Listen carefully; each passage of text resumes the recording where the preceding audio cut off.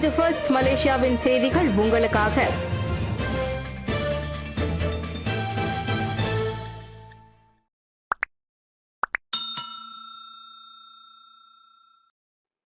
இவ்வாண்டு பேரா இந்திய சமூகத்திற்காக மாநில அரசின் ஒதுக்கீடு 6 மில்லியன் ரிங்கிட்டாக உயர்வு. இவ்வாண்டு பேரா இந்திய சமூகத்திற்காக ஒதுக்கீட்டை 6 மில்லியன் ரிங்கிட்டாக மாநில அரசாங்கம் அதிகரித்திருப்பதாக பேரா ஆட்சிக்குழு உறுப்பினர் ஊகாலியோங் தெரிவித்தார். இது தவிர 2023ஆம் ஆண்டு முதல் தெலுங்கு எந்தான் நாடாளுமன்ற தொகுதியில் உள்ள அனைத்து தமிழ் பள்ளிகளுக்கும் தாமும் நாடாளுமன்ற உறுப்பினர் காங்கூர் விங்கும் வருகை புரிந்ததோடு மொத்தம் 2 மில்லியன் ரிங்கிட்டிற்கும் கூடுதலான மானியம் வழங்கப்பட்டுள்ளதாகவும் அவர் கூறினார். கடந்த 2023ஆம் ஆண்டு இந்திய சமூக விவகாரங்களுக்கான ஒதுக்கீடு 2 மில்லியன் ரிங்கிட்டாக மட்டுமே இருந்தது. கடந்த 2024ஆம் ஆண்டு இந்த ஒதுக்கீடு 5 மில்லியனாக அதிகரிக்கப்பட்டு இந்த ஆண்டு 6 மில்லியன் ரிங்கிட்டாக உயர்த்தப்பட்டுள்ளது. கல்வி மற்றும் சமயம் உட்பட இந்திய சமூகத்தின் சுபிக்ஷத்திற்கு பேரா அரசு முன்னுரிமை வழங்குகிறது என்பதற்கு இதுவே சரியான ஆதாரம் என தெலுங்கின்தான் இந்து சங்கத்தின் ஏற்பாட்டிலான பொங்கல் விழா கொண்டாட்ட நிகழ்ச்சியில் காங்கூர் மிங்குடன் கலந்து கொண்ட போது ஊகாலியோங் தெரிவித்தார். பெர்னாஸ் பன்னாட்டு பிரான்சைஸ் விழா 2025. மலேசியாவில் பிரான்சைஸ் துறையில் புதிய முன்னேற்றங்கள். 2025ஆம் ஆண்டுக்கான PIFF எனும் பெர்னாஸ் பன்னாட்டு பிரான்சைஸ் விழாவை அறிவித்துள்ளது. தொழில் முனைவர் மேம்பாடு மற்றும் கூட்டுறவு அமைச்சின் கீழ் செயல்படும் பெர்னாஸ் நிறுவனம். ப்ரூயோ சக்சஸ் எம்பவரிங் ஆண்டர்பிரினர்ஸ் என்ற கருப்பொருளுடன் இந்த விழா மலேசியாவில் பிரான்சைஸ் துறையில் புதியதொரு முயற்சியாக நடைபெறவிருக்கிறது. மலேசியாவில் வேகமாக வளர்ந்து வரும் காபி, தேநீர் மற்றும் கஃபே துறையை மையமாக கொண்ட PIFF 2025 தொழில் முனைவர்கள் மற்றும் புதிய பிரான்சைஸ் நிறுவனங்களுக்கு வாய்ப்புகளை உருவாக்க சிறந்த தளமாக முனைவு கொள்கிறது. அவ்வகையில் இவ்விழாவில் முக்கிய நிகழ்ச்சிகளாக உள்நாட்டு மற்றும் அனைத்துலக காபி, தேநீர், கஃபே பிராண்டுகளின் பங்கேற்றல், தொழில் முனைவர்கள் மற்றும் வணிக சந்திப்பு நிகழ்ச்சிகள், லாட்டே கலை மற்றும் பாரிஸ்டா உட்பட போர்ட்ஸ் விளையாட்டுகள், சிறிய அளவிலான கச்சேரிகள் என பல அங்கங்கள் இடம்பெறவிருக்கின்றன. எதிர்வரும் பிப்ரவரி 7ஆம் தேதி முதல் 9ஆம் தேதி வரை கோலாலம்பூர் மாநாடு மையத்தின் 4 மற்றும் 5ஆம் மண்டபங்களில் இவ்விழா நடைபெறவிருக்கிறது. இந்நிகழ்ச்சியில் பங்கேற்க விரும்பும் நிறுவனங்களும் தொழில் முனைவர்களும் PIFF இணையதளம் மூலம் பதிவு செய்யலாம். ஹைகோம் தமிழ் பள்ளிக்கு கோத்தா கம்யூனிங் சட்டமன்ற உறுப்பினர் பிரகாஷ் 50,000 ரிங்கிட் நிதி உதவி. ஷாலாம் ஹைகோம் தமிழ் பள்ளிக்கு தனது சொந்த நன்கொடையாக 50,000 ரிங்கிட் வழங்கப்பட்டதாக கோத்தா கம்யூனிங் சட்டமன்ற உறுப்பினர் பிரகாஷ் சம்புநாதன் தெரிவித்தார். தனது சொந்த முயற்சியில் நண்பர்களின் ஆதரவோடு திரட்டப்பட்ட நிதியின் மூலம் கிடைக்கப்பெற்ற இந்த தொகை கடந்த ஆண்டு நவம்பர் மாதத்திலேயே ஹைகோம் தமிழ் பள்ளிக்கு வழங்கப்பட்டு விட்டதாக அவர் கூறினார். அண்மையில் ஹைகோம் தமிழ் பள்ளியில் கல்வி மற்றும் புறப்பாட நடவடிக்கையில் சிறந்து விளங்கிய மாணவர்களை சிறப்பித்து நடைபெற்ற பரிசளிப்பு விழாவில் கலந்து கொண்டு உரையாற்றிய போது பிரகாஷ் இத்தகவலை வெளியிட்டார். ஹைகோம் தமிழ் பள்ளியின் மாணவர்கள் கல்வி வளர்ச்சி மற்றும் விளையாட்டு மேம்பாட்டு நடவடிக்கைகளுக்கு உதவும் நோக்கத்தில் இந்த நன்கொடை வழங்கப்பட்டதாக அவர் கூறினார். இந்த நிகழ்ச்சியில் பள்ளியின் ஆசிரியர்கள், பள்ளி மேலாளர் வாரியத்தின் தலைவர் VJ நந்தா, பெற்றோர் ஆசிரியர் சங்கத்தின் தலைவி திருமதி மேகா, கோத்தா கம்யூனிங் சட்டமன்ற தொகுதியில் தாமான் அலாம், மேகா கிராம தலைவர் கோபி மற்றும் மாணவர்களும் திரளாக கலந்து கொண்டனர். கூலாயில் போலி முதலீடு திட்டத்தில் வாடகை கார் ஓட்டுநர் 1,50,000 ரிங்கிட் இழந்தார். இல்லாத முதலீடு திட்டத்தில் கடந்த ஆண்டு நவம்பர் மாதம் 12ஆம் தேதி முதல் முதலீடு செய்த 1,50,000 ரிங்கிட்டை வயதான ஹெயிலிங் ஓட்டுநர் ஒருவர் இழந்தார். சமூக வலைதளத்தில் விளம்பரம் செய்த முதலீடு தரகரிடம் அந்த ஆடவர் தொடர்பு கொண்டதை தொடர்ந்து இந்த மோசடிக்கு உள்ளானார்.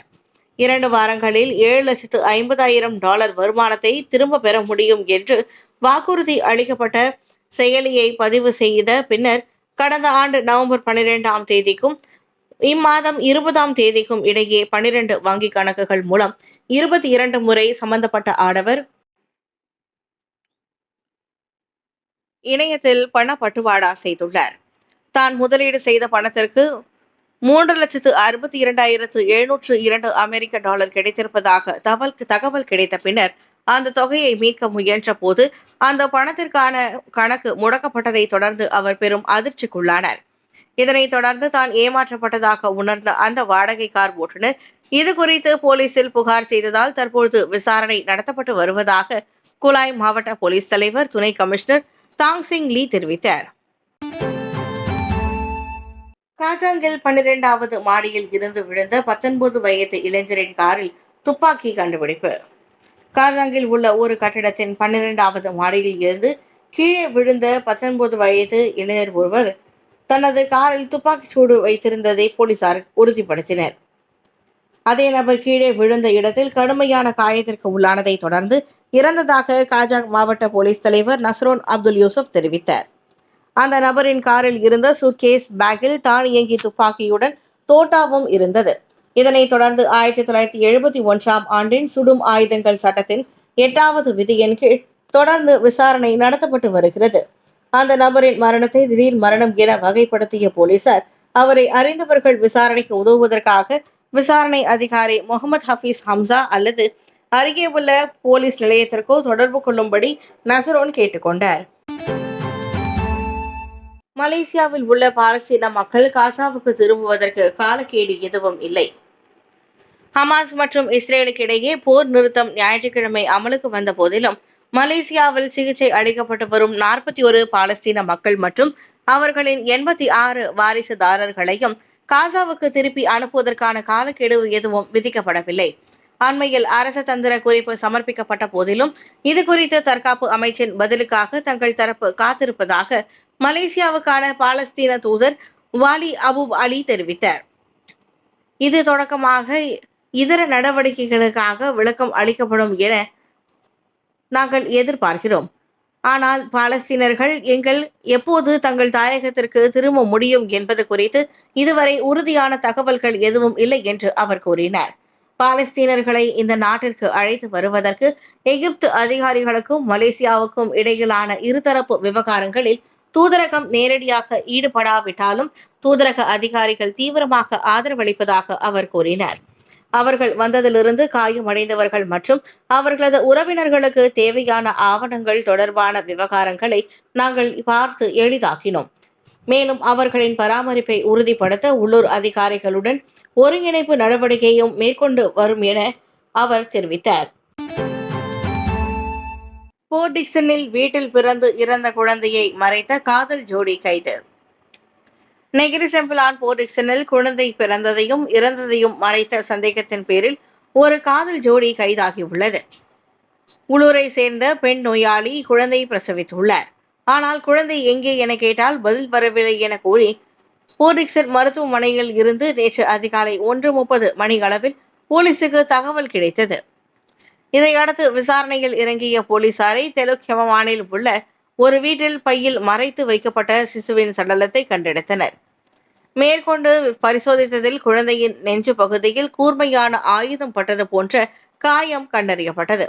இதையடுத்து அந்த 18 வயது பெண்ணும் 21 வயது காதலனும் வெவ்வேறு இடங்களில் கைதாகினர். குழந்தை பிறந்தது வீட்டுக்கு தெரிந்தால் பிரச்சனையாகி விடுமே என்ற பயத்தில் இருவரும் அவ்வாறு செய்திருப்பதாக தொடக்கக்கட்ட விசாரணையில் தெரிய வந்ததாக போர்ட் டிக்சன் போலீஸ் கூறியது. சீன புத்தாண்டுக்கான பட்டாசுகள், வானவேடிகள் செப்பாங்கில் பறிமுதல். சீன புத்தாண்டுக்கான கையிருப்பு என நம்பப்படும் 11 வகையான பட்டாசுகள் மற்றும் வானவெடிகள் அடங்கிய 1330 பெட்டிகளை அரசு மலேசிய சுங்கத்துறை பறிமுதல் செய்துள்ளது. செபாங் பெர்னாங்கில் உள்ள கிடங்கொன்றில் ஜனவரி 14ஆம் தேதி மேற்கொள்ளப்பட்ட பரிசோதனையில் அவை கைப்பற்றப்பட்டன. அவற்றின் மொத்த மதிப்பு 6,29,320 ரிங்கிட் ஆகும். செலுத்தி இருக்க வேண்டிய வரி மட்டுமே 3,77,592 என சுங்கத்துறை அமலாக்க பிரிவு துணை தலைமை இயக்குனர் ரைசாமட் முஸ்தபா தெரிவித்தார். கிளான் துறைமுகம் வாயிலாக அவை இறக்குமதியாகியுள்ளது தொடக்கக்கட்ட விசாரணையில் தெரிய வந்தது. இறக்குமதி பாரத்தில் சரியான தகவல்கள் இடம்பெறவில்லை. அதாவது பட்டாசுகளையும் வான்வெடிகளையும் தான் இறக்குமதி செய்கிறோம் என முறையாக அறிவிக்காமல் அதிகாரிகள் கண்ணில் மண்ணை தூவி அவை கொண்டு வரப்பட்டுள்ளன. இதையடுத்து 1967ஆம் ஆண்டு சுங்கத்துறை சட்டத்தின் கீழ் அச்சம்பவம் விசாரிக்கப்படுகிறது. 1,10,000 ரிங்கெட் லஞ்சம் பெற்றதன் தொடர்பில் சபா முன்னாள் இயக்குனர் கைது. லஞ்சம் கேட்டது மற்றும் 1,10,000 ரிங்கெட் லஞ்சம் வாங்கியது தொடர்பில் சபா மாநில அரசாங்க நிறுவனத்தின் முன்னாள் இயக்குனர் ஒருவரை மலேசிய ஊழல் தடுப்பு ஆணையமான MACC கைது செய்தது. தாம் பணிபுரியும் துறையுடன் விநியோக திட்டங்கள் வழங்கப்பட்ட பல நிறுவனங்களிலும் இருந்து சுமார் 1,10,000 ரிங்கெட் லஞ்சம் பெற்றதன் தொடர்பில் 50 வயது மதிக்கத்தக்க அந்த ஆடவர் கைது செய்யப்பட்டார். கோத்தகினபாலுவில் உள்ள MACC அலுவலகத்தில் நேற்று நண்பகல் மணி 2:30 அளவில் வாக்குமூலம் வழங்க முன்வந்த போது அந்த நபர் கைது செய்யப்பட்டதாக MACCக்கு நெருக்கமான தகவல்கள் கூறின. கடந்த 2024ஆம் ஆண்டு தொடக்கத்தில் தனது துறையின் கண்காணிப்பின் கீழ் உள்ள அதிகாரிகளுக்காக இந்த சந்தேக பேர் வழி லஞ்சம் கேட்டதாக தொடக்கக்கட்ட விசாரணையின் மூலம் தெரிய வந்துள்ளது. சலவை எந்திரங்கள், மடிக்கணினிகள், கையடக்க கணினிகள், விவேக கை தொலைபேசிகள், மின்சார கிட்டார், உடற்பயிற்சிக்கான உபகரணங்கள், கார் உபரி பாகங்கள் மற்றும் மோட்டார் சைக்கிள்கள் போன்றவற்றை வாங்குவதற்கு இந்த சந்தேக பேர் வழி கையூட்டு பெற்றதாக நம்பப்படுகிறது. இதனிடையே அந்த நபர் கைது செய்யப்பட்டதை சபா MACC இயக்குனர் டத்தோ.S. கருணாநிதி உறுதிப்படுத்தினர். கும்பமேளாவை கலக்கிய அழகி மோனாலிசாவுக்கு கூட்டத்தில் நடந்த அவலம். இந்தியா, உத்தரப்பிரதேசத்தில் கோடிக்கணக்கான பக்தர்கள் கூடியிருக்கும் மகா கும்பமேளாவில் கடந்த சில நாட்களாகவே தனது அழகால் அனைவரின் கவனத்தையும் ஈர்த்து வருகிறார் இளம்பெண் ஒருவர். மாநிலத்தில் பார்த்தவுடன் காந்தமாய் ஈர்க்கும் கண்ணழகு, நேர்த்தியான மூக்கு என கலையாக இருப்பதால் தான் என்னவோ இவரின் பெயரும் மோனாலிசா என பொருத்தமாக அமைந்துவிட்டது. கும்பமேளாவில் குடும்பத்தோடு தங்கி ருத்ராட்ச மாலையை விற்கும் மோனாலிசா பக்தர்கள், குறிப்பாக வெளிநாட்டு சுற்றுப்பயணிகள் மத்தியில் மிகவும் பிரபலமாகியுள்ளார்.